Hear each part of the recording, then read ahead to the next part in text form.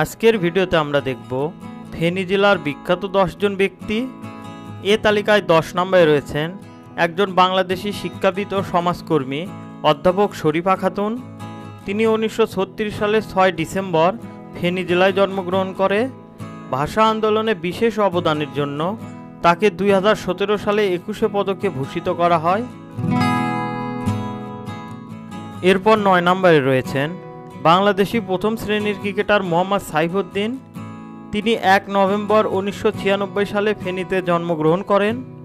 Mohammad Saifuddin 2016 অনূর্ধ্ব-19 cricket বিশ্বকাপে বাংলাদেশ এ দলের হয়ে নাম লেখান। 15 অক্টোবর 2017 সালে তিনি দক্ষিণ আফ্রিকার বিপক্ষে ওডিআইয়ে অভিষেক করেন। 8 নম্বরে রয়েছেন একজন বাংলাদেশি অভিনেত্রী এবং প্রযোজক শমী কায়সার। তিনি 1970 সালের 15 জানুয়ারি ফেনী জেলায় জন্মগ্রহণ করেন। শমী কায়সার 90 দশকের একজন নামকরা অভিনেত্রী ছিলেন। 7 নম্বরে রয়েছেন ঢাকা বিশ্ববিদ্যালয়ের অধ্যাপক ও শহীদ বুদ্ধিজীবী সিরাজুল হক খান। তিনি 1924 সালের 1 জানুয়ারি ফেনী জেলায় জন্মগ্রহণ করেন। তাকে 1971 সালে বাংলাদেশের মুক্তিযুদ্ধের শেষ লগ্নে পাকিস্তানি সেনাবাহিনী হত্যা করে। 6 নম্বরে রয়েছেন একজন ভাষা আন্দোলনকারী কর্মী আব্দুস সালাম। তিনি 1925 সালের 27 নভেম্বর ফেনী জেলায় জন্মগ্রহণ করেন। তাকে 1952 সালের 21 ফেব্রুয়ারি ভাষা আন্দোলনের সময় হত্যা করা হয়। ফেনী জেলার বিখ্যাত ব্যক্তিদের মধ্যে 5 নম্বরে রয়েছেন একজন প্রখ্যাত ইতিহাসবিদ, রাজনীতিবিদ ও ঢাকা বিশ্ববিদ্যালয়ের প্রথম বাঙালি উপাচার্য আহমেদ ফজলুর রহমান। তিনি 1889 সালের 28 ডিসেম্বর পশ্চিমবঙ্গের জলপাইগুড়ি শহরে জন্মগ্রহণ করেন, কিন্তু তার পৈতৃক নিবাস ফেনী জেলায়।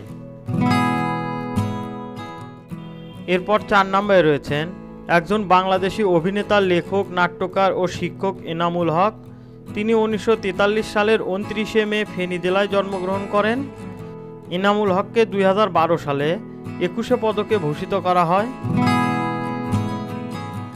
3 নম্বরে রয়েছেন বাংলাদেশের একজন চিত্রশিল্পী কায়ুম চৌধুরী। তিনি 1932 সালের 9 মার্চ ফেনী জেলায় জন্মগ্রহণ করেন। 2 নম্বরে রয়েছেন একজন বাংলাদেশি সাহিত্যিক, গীতিকার ও ভাষা সৈনিক মোহাম্মদ গাজীউল হক। তিনি 1929 সালের 13 ফেব্রুয়ারি ফেনী জেলায় জন্মগ্রহণ করেন। তিনি রাষ্ট্রভাষা পদক সহ শেরে বাংলা জাতীয় পুরস্কার লাভ করেন। ফেনী জেলার বিখ্যাত ব্যক্তিদের মধ্যে 1 নম্বরে রয়েছেন একজন ব্রিটিশ বিরোধী বিপ্লবী, কৃষক বিদ্রোহের নায়ক শমশের গাজী। তিনি 1800 শতকের মাঝামাঝিতে বর্তমান ফেনী জেলায় জন্মগ্রহণ করেন।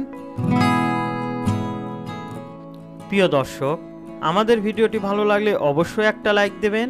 আর আপনারা পরবর্তীতে কোন জেলা সম্পর্কে জানতে চান অবশ্যই আমাদের কমেন্ট বক্সে জানিয়ে দিন। বগুড়া জেলা বা দেশের সকল খুঁটিনাটি বিষয় সম্পর্কে জানতে আমাদের দা বগুড়া ইউটিউব চ্যানেলটি সাবস্ক্রাইব করুন। পাশাপাশি আমাদের দা বগুড়া ফেসবুক পেজটি ফলো দিন। এতক্ষণ আমাদের সাথে থাকার জন্য আপনাদের জানাই আন্তরিক ধন্যবাদ।